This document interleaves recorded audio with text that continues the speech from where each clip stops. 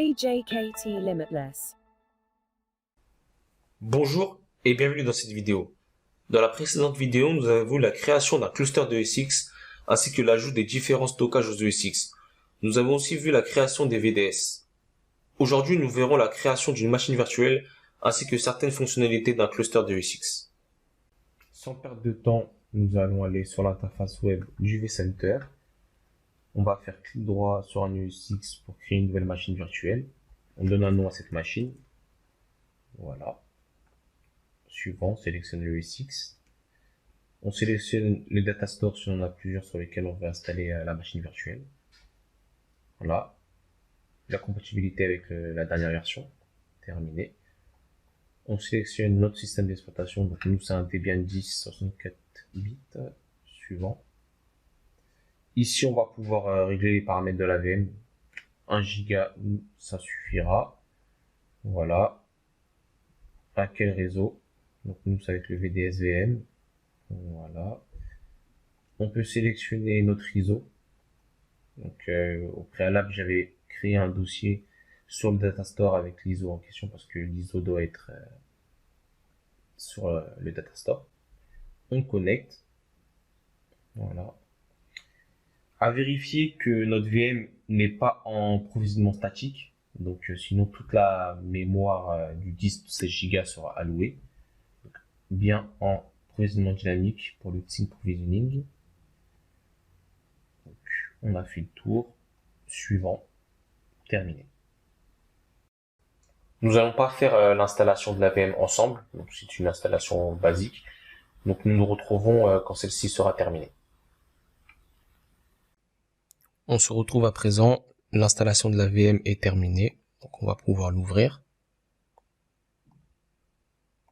Voilà, donc nous allons maintenant installer les VMware Tools. Alors là, deux possibilités s'offrent à nous, soit installer les VMware Tools via le CD d'installation, ou sinon via l'utilitaire OpenVM Tools qui est proposé par VMware. Donc, nous allons l'installer via l'OpenVM Tools.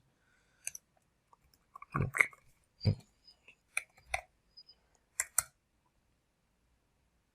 voilà. Donc ensuite, nous tapons la commande qui va bien.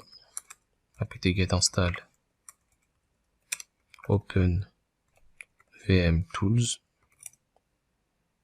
Donc voilà, on accepte. On peut aussi utiliser la commande apt-get install openvm tools desktop, car on est en interface graphique. Voilà, c'est installé. Donc maintenant, nous allons redémarrer la machine virtuelle. La VM a fini de redémarrer. Donc on va pouvoir repartir sur l'interface vSphere et voir que au niveau de la ligne VMware Tools, qu'ils sont en exécution. Donc les VMware Tools ont bien été installés. Maintenant que notre VM est installée, on va pouvoir tester les fonctionnalités d'un cluster de ESX tel que vSphere achat pour la haute disponibilité de la VM. Donc ce qu'on va faire, c'est qu'on va cliquer sur cluster et on avait déjà auparavant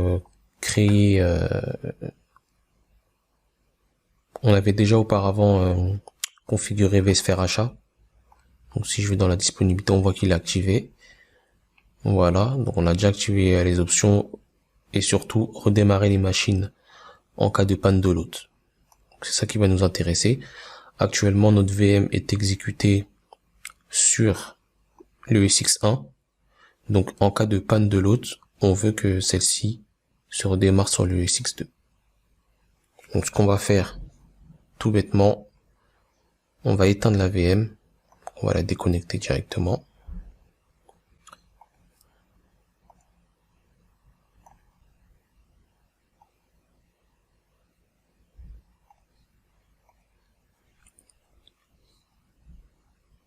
Voilà, donc on a éteint notre ESX. On va repartir ici, on va actualiser. Donc on va voir sous peu que le ESX1 va perdre de connexion du coup. et que Linux, la VM Linux va se redémarrer sur le ESX2. Donc voilà, là on voit qu'il est plus joignable. La VM est toujours en cours d'exécution. On va actualiser. On peut voir que la VM a bien redémarré sur le second ESX. Donc le ESX1 pas de réponse, il est bien down. On peut voir aussi que les secondes VM se sont déportées sur le ESX2, donc les deux. Voilà, donc là on a 3 VM en cours sur le ESX2. On va à présent revenir à la normale, donc on va rallumer notre ESX1. Voilà, on va le laisser démarrer tranquillement. Donc une fois revenu à la normale, on voit que notre ESX est à nouveau disponible. Donc notre VM Linux est toujours exécutée sur le ESX2. On va pouvoir la migrer, la déplacer si on le veut ou non. Donc là on peut carrément la déplacer. Donc voilà, on sélectionne l'hôte, donc le ESX1, suivant. Voilà, suivant. Terminé. Et on verra dans un instant que l'hôte sera exécuté sur le ESX1. C'est terminé. On peut voir que l'hôte maintenant, la machine virtuelle est bien exécutée sur le ESX1. Donc la migration de VM a bien été effectuée. C'en est terminé pour aujourd'hui. Je vous remercie d'avoir suivi cette vidéo et à bientôt pour d'autres vidéos.